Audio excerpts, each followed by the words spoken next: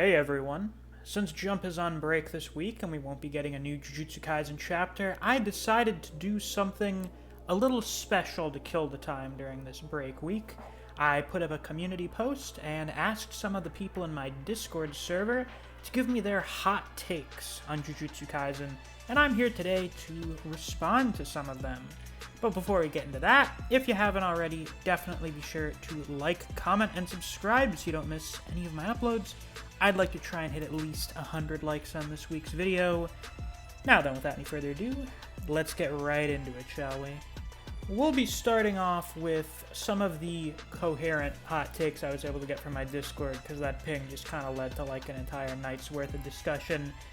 And a lot of people repeating takes, so here we got a few good ones. Also, some people included multiple takes in their messages, so this is probably going to end up being like a 45-minute long video. Anyway, we start off with Rizsaw Man, who has a few hot takes. First one, everything about hidden inventory. Or not everything about hidden inventory.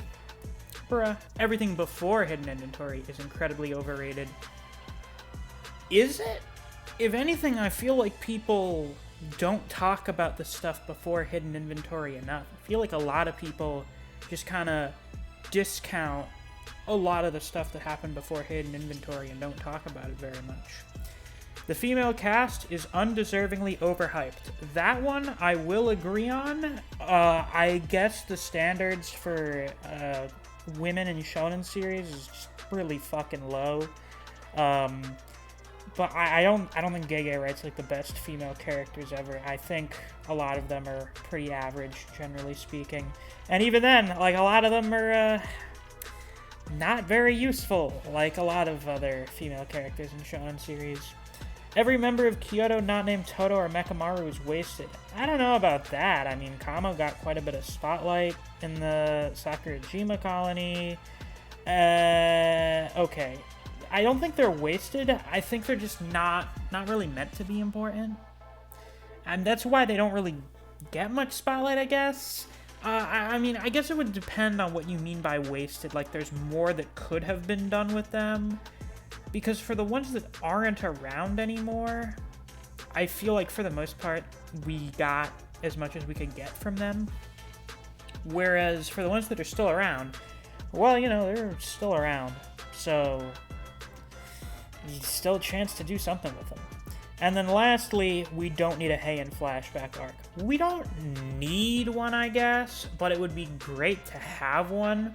I still think whatever the Heian flashback is, it's either going to be Kenjaku's or Sukuna's backstory, and I'm 99% sure we're going to get either, if not both of those, and I feel like both of those should be taking place in the Heian anyway. So, you know, not a flashback just for showing off the Heian, but definitely a flashback to people who were around in the Heian. I think we absolutely do need one of those. Next, we have just one from our boy Reaver, who says, Shibuya is good, but overrated. It's the 4th ranked arc. Now, for those of you unaware, Griever ranks Volume 0, Hidden Inventory, and the Goodwill Incident over Shibuya. I guess it just depends on what you're looking for in an arc. I mean, Shibuya's no Soul Society, it's not Chimera Ant, it's not Cooking Festival. So, people that try to hype it up as one of the greatest shonen arcs of all time, I do think are overhyping it. But I do still think it's probably the best arc in the series, because it just kind of has almost everything. There are few things that other arcs do better. The only one I could really think that does something better than Shibuya is Hidden Inventory doing character development for Gojo and Geto, but that's more so just explaining how they got to where they are in the quote-unquote present, whereas Shibuya is supposed to be the payoff for the entire 90 chapters leading up to it. And, well, it's a fight arc. It's like fake Karakura, honestly. And fake Karakura slaps, and I think Shibuya kind of slaps harder than any of the other arcs, honestly. It just has more of the stuff I like. It has several of the best fights in the series. It has some great character moments for several members of the cast. Yeah, I mean, it's ultimately a personal taste thing, but I guess it's overrated, but I would still say it's the best arc. I believe this is our last Discord hot take. This is from Random Internet Stranger. It's so late into the story and the power scale has risen so much that even if Nobara returned, doubting it more every chapter, she would have no way of staying relevant. I don't think that's necessarily true. I think it would just need to be like some sort of improvement to her technique, because Straw Doll can be powerful. We've seen that with how it was used against Mahito. It can be quite good, but Nobara would definitely need something to keep her up around the same level as Yuji and Megumi, but I feel like it would probably just end up feeling really rushed if she's just not around for 100 chapters and then comes back way stronger. I think that'd be like a little... I'm in the camp of people that kinda hopes Nobara is just actually dead. Anyway, on to the YouTube comments. We have quite a few, and I think most of them are just like one comment for the most part. So to start off, we have Marcus, who says, my hot take, I like the story way better when domain expansions were rarer, and I didn't know if some characters would have a potential domain. I feel like domains aren't as surprising now that the story's gone on for so long. Also, no one important died inside of a pure domain attack, despite domains being described as sheer kill abilities. Thank you for reading. Well, you're very welcome. I mean, I guess you can like the story better. I think it's a bit of a coincidence that the story was kind of better back then. But, I think, honestly, this is kind of a thing a lot of people have been waiting for, haven't they? Because the series, when you think about it, went a really long time without introducing many new characters into the series that had domain expansions. For a very, very long time, there was only like 4? Yeah, I think until Shibuya, we only had like 4 actual domains that we saw. 5, actually. 5 domains out of the entire series. And now we've gotten to the point in the story where there are a lot more strong characters. Domains are supposed to be the pinnacle of Jujutsu sorcery. So I don't really see what the issue there is, you know? I don't get it. This is just kind of something that was bound to happen. As we get later on into the series and we get to more powerful characters, people who are far more experienced and skilled at Jujutsu, it makes sense we're going to see a lot more domains. Next, we have one from Zuri, who says, Yuki could have soloed the verse if she let her black hole destroy the world. I mean, technically, I guess, yeah. I mean, I guess that's technically true. Anyway, we have this comment, and then I believe we have another one from Qin Dynastian Fujocore Socialite, also known as Neve, who has a couple takes here. Inumaki has been a non-character in the main manga. That is true. I mean, really, like, he did a couple cool things in Goodwill, and then just has been non-existent since then, really. Nobara was good. The Culling games would be improved if either she were there, or the characters actually commented on the fact that she isn't there. You know what? This is one of the things that lends credence to the idea of Nobara coming back, and that's the fact that we haven't really focused on her being dead that much. She's just kind of been in this nebulous Schrodinger's box space of maybe she's dead, maybe she's alive and coming back. There's just the way Megumi interacted with Yuji about it. Why would he not say that she's dead or alive, honestly? The implication there feels like him saying, yeah, she's dead, but it's vague enough that it could be spun around as him saying, oh yeah, she's in a really bad shape or something. Like, it would be better if we talked more about that, and also, next time we see Yuji, which could be soon, well, we are seeing Yuji soon, but we're going to be focusing on Yuji more, hopefully in the near future. We're going to focus more on how Nobara's apparent death weighs upon him, because we know it does. But I feel like we've I don't want to say we focus too much on Shibuya on the whole weighing on him, because it makes sense that would be something that he is just constantly thinking about. And it would be something he would feel more guilt for than Nobara's death, because that was Mahito, but all those people that died in Shibuya, that was his body doing it. So it makes sense that he focuses on it more, but there's gotta be something. One of his best friends died right in front of him, as far as we can tell. That should be something that gets a little more focus and, like, character development dedicated to it. However, Yuji's character arc has been giving me a lot of the stuff that I've wanted out of it thus far, so I'm gonna have faith in Gege with that one. Given how scarce their appearances are, Utahime, Meimei, and Kusakabe could probably be combined into one character and do more good for the series than harm. That's fair, I guess, but I don't mind having side characters who don't do too much. I don't think that's necessarily a problem. It kind of, it feels natural for there to be more people that don't really do a lot. You get what I mean? I feel like not every person present has to be important. There can be side characters, there can be background characters, though I do feel Utahime and Kusakabe should have done more by now and should be getting more spotlight.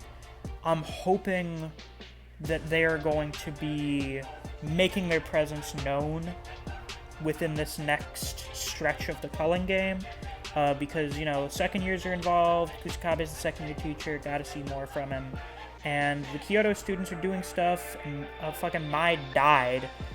Utahime better be getting off her ass and doing something now. We still need to find out what her curse technique is. The last one for this comment from Neve. After her chat with Geto and Hidden Inventory, I feel the Blood Stars and Oil fight really underserved Yuki. Her death felt completely insignificant. It would have been more impactful for the series if we actually got to see more of her character and properly explored the significance of being a special grade. It doesn't feel like one of the 4 most important people are gone. Yuki had a very isolated existence in the series, and it hurt her. It's definitely the same for Geto/Kenjaku and a lot of the characters who've been here since early on. I think that's a fair complaint. I think that's fair. I know, the end of the Tomb of the Stars stuff has not led on to anything yet. We've gone back to the past, so, the fight ended, and that was it. We haven't seen any of the stuff that's going on with Tengen now or anything, so we don't know. But, yeah, Yuki is supposed to be one of the 4 most powerful sorcerers in the world. She's incredibly important in universe and to the story. I mean, she was very important to Geto's character development. She was very important to Todo. She should have had a little bit more going on. There should have been a bit more build-up for her character. We should have gotten more out of her. More stuff that involved heavenly restrictions and trying to get rid of cursed energy. I don't know if Gege still plans on doing stuff with that, but it's I don't know what Gege's prioritizing when it comes to the story. Because there are very clearly things that he's like, oh yeah, this is just kind of like a side thing, whatever, I don't really care about it that much. And then there are things that are the main focus, but at this point it's not really clear what the main focus will be outside of, oh, Kenjaku wants to merge with Tengen and make this big thing. What's going on with the other characters? I think we need to see more of that. So I think that is a fair complaint. Anyway, next one. From Marcellus Washington. Yuki and Chozo would have probably been able to beat Kenjaku if not for Tengen's failure of a plan. Yuki took major damage early on in the fight and was basically fighting nerfed for a significant portion of the battle. I genuinely think that if she had opened her own domain, things would have went differently, and that Tengen was a major factor in their loss. Not to downplay my boy Kenjaku, he's a GOAT, don't get me wrong. Yes, of course. I mean, yeah, I think his failure is definitely a big contributing factor to the ultimate outcome. Otherwise, it just, it wouldn't be significant at all. I think that's fair. I think that's a fair thing to say. It makes sense. I feel like if obviously, I think if his plan actually worked, then Yuki would have used her dope. Yeah, that's I don't think that's really a hot take, honestly. But what if Tengen knew it would fail? We don't know what his full intentions are now or something. I don't know. Zach Ripley says, hot take 4. Kenjaku and Sukuna's backstories might blow Gojo's backstory out of the water. If we get their backstories, we will. I don't know if they will. That just seems like kind of a random prediction thing rather than a hot take. Apocalypsagon says, personally, I don't think Gege did that good of a job trying to portray the Zenin as bad people. I think any sort of concentrated group who have powers like they would, would focus on where the talent is at. They even had that group called the Kukuru who didn't even know Jujutsu sorcery, a place within the clan. They gave them a place within the clan. Nabito even saved Maki that one time, and he was supposed to be the leader of this so-called cesspool of dragon scum. Even dealing with Toji that one time was not some sort of peasant, but just some person to do business with. A lot of the discourse of Maki not being accepted into the clan seems a bit ham-fisted, and I took her initial struggle against them as the clan holding her back from grade 1 to mean she had a lot more work to do than your regular sorcerer. Well, she did have a lot more work to do, but also the Zenin clan are an old establishment conservative organization, so it makes sense that they would be very stuck in their ways. Maki had the worst combination of traits for the Zenin.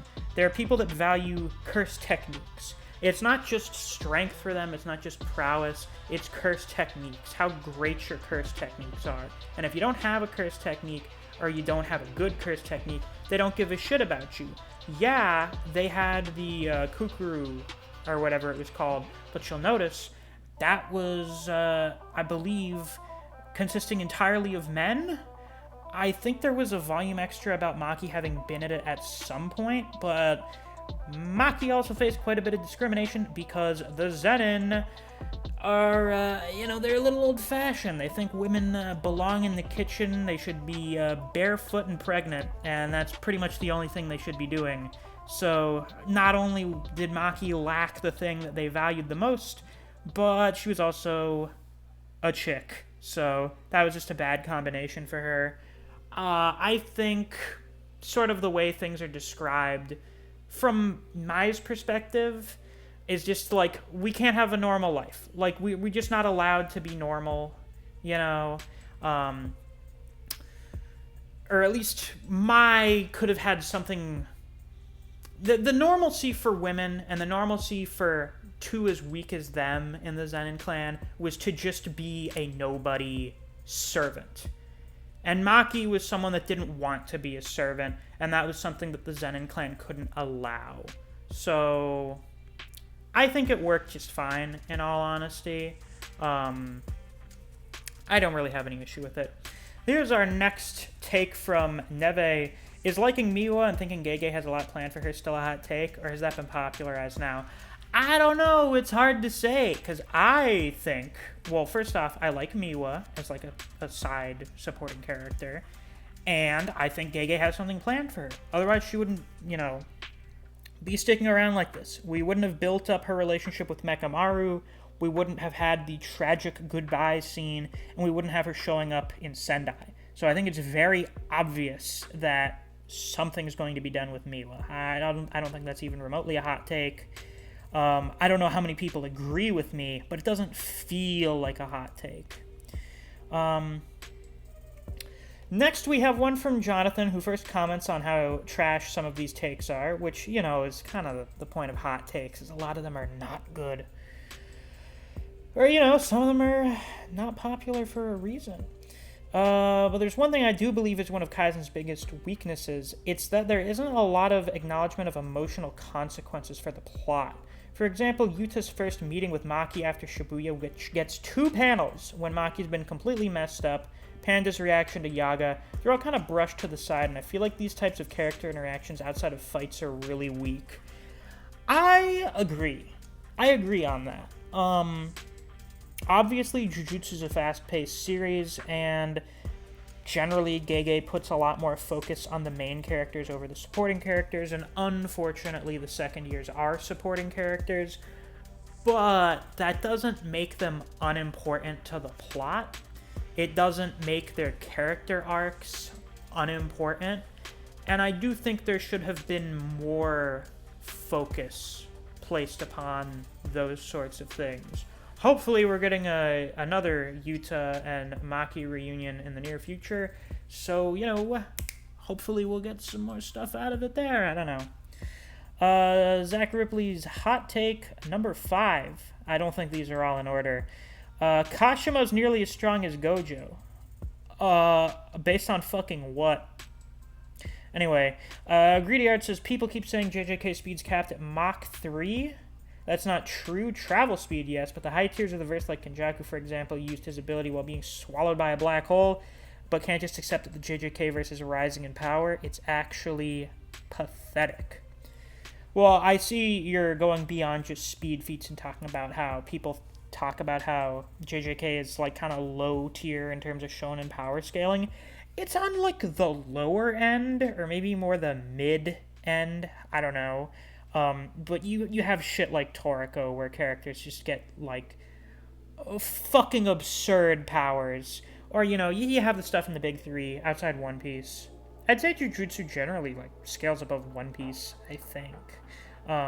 At least the higher tier characters, I would say, probably scale above One Piece.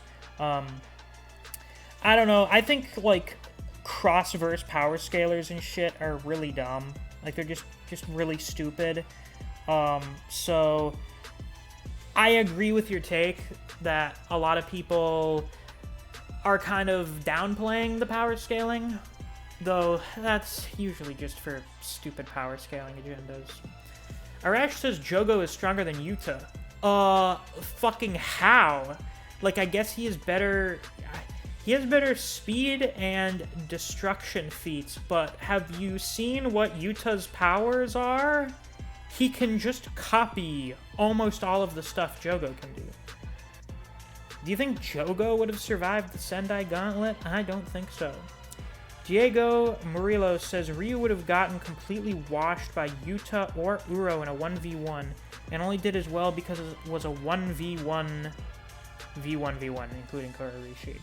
I don't think he would get washed by Uro. They just stalemated. Because, I mean, that was the situation described in Sendai, as neither of the four were able to really one-up each other because they were all just so relative to each other in power, or their techniques were just bad matchups for each other. Ryu is big attack, and Uro is big defense and counter. There's not really much that Ryu would have been able to do about that. So, I don't think he gets washed by her. I think, you know, can't really do much. But, like, a 1v1 with Yuta, I mean, if they're both going all out from the start and don't have any people interrupt, yeah, he gets his ass kind of kicked by Yuta. Zach Ripley says, hot take. Okay, here's his first hot takes comment. Sukuna will be so strong, no one will be able to kill him. Yuji might do a sacrifice and find a way to take Sukuna out with himself. I could see that maybe happening. The way I've imagined a possible scenario, because Yuji is clearly not going to get to the top tiers in the verse by the end of the series. Like, it's just not going to happen. But he has to have some kind of involvement in the final battle. And the final battle's probably going to be against Sukuna. So what kind of involvement can he have in that?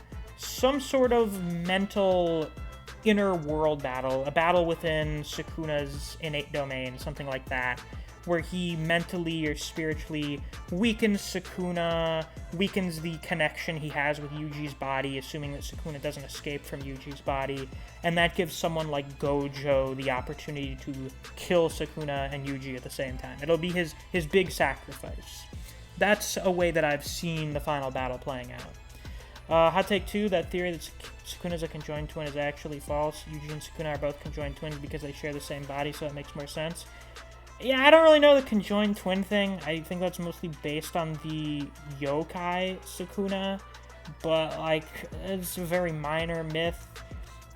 I don't know what sort of credence there is to that theory. I haven't really looked into it that much. And then hot take 3, Miwa ain't gonna do shit and she's gonna die without impact to the story. Well, that's just kind of presumptive, don't you think? TD says, it is tiring seeing people praise JJK for its great female cast because they're not that great, and Gege can do much better. Currently, the most developed female characters sometimes feel as if she's just a Toji sock puppet account because Gege likes Toji that much. Fair. He is really cool. It's true, he is really cool. That said, they're not written horribly either, just not nearly as groundbreaking as I often see people describe them. I agree. Yeah, I think I kind of went over that a little bit earlier, but I agree with that one. And then the last one here from Neo. He's got 2 hot takes. First one, Yuta is overhyped and overrated, and not as good as everyone seems to think he is. He's just alright. He ain't the best thing since sliced bread. Now, are you talking about that from a power scaling perspective or a character perspective? Because the first one, well, if you think he's overhyped in terms of the power scaling, no. We've been over this. No, he's easily within the top 5. As for as a character, well, that's just really your personal preference. I don't really know what you like when it comes to a character, but a lot of people seem to really like what Yuta has going on as a character, and that's why he becomes popular. I know, it's very difficult for some people to conceive of the idea that different people may have different opinions on things, but it's true. It's a very frightening concept indeed. But some people may just have different tastes in character, and that's why a lot of people like Yuta a lot more than you do. And as for your last one, Naoya is a shallow and shit character with little depth to him. The only good thing about him is seeing more projection sorcery. Other than that, he's an absolute garbage tier character. Well, he is shallow, but I don't know if he's necessarily shit. Because when I think of a shit character, I think of someone that the author tried to do something with and totally failed, or they just didn't try. Like, they just didn't give a shit. They're just like, fuck it, whatever. Whereas with Naoya, I'm pretty sure he's basically exactly what Gege wanted him to be. He wanted him to be a very hateable protagonist who's just kind of an arrogant piece of shit. And yeah, he's not the best one of those. You know, he doesn't have the same sort of begrudging likability as some other similar characters. I think Mahito does what he does way better, due in large part to the fact that Mahito has a lot more depth to him. He's a lot more interesting philosophically than Naoya is, who's just like, I hate women and people who are weaker than me. Well, that's fucking great.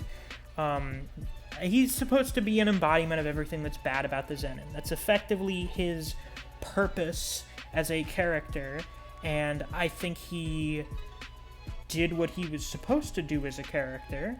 So I don't think he's garbage tier. I think he's just alright.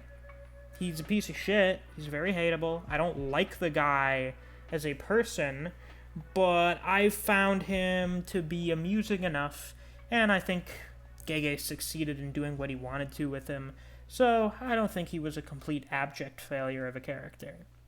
But with that, that's all the hot takes for today. Almost half an hour. Not bad. I thought it may go on a little bit longer. So yeah, that's all for the video. If you enjoyed, please be sure to like, comment, subscribe, and click that notification bell so you don't miss any of my uploads. I do Jujutsu Kaisen chapter reactions and reviews every week that we get a new chapter, but in weeks that we don't get a new chapter, I like to do some stuff like this, and I have a bit of a break week series in mind that I'll be doing in the future, so be sure to subscribe so you don't miss that whenever we get to the next break week. If you enjoy discussing Jujutsu Kaisen with other people, or you just enjoy the content I produce on this channel, I highly suggest you check out my Discord server. I've linked to that down in the description. Thanks for watching. I'll see you guys around. Take care.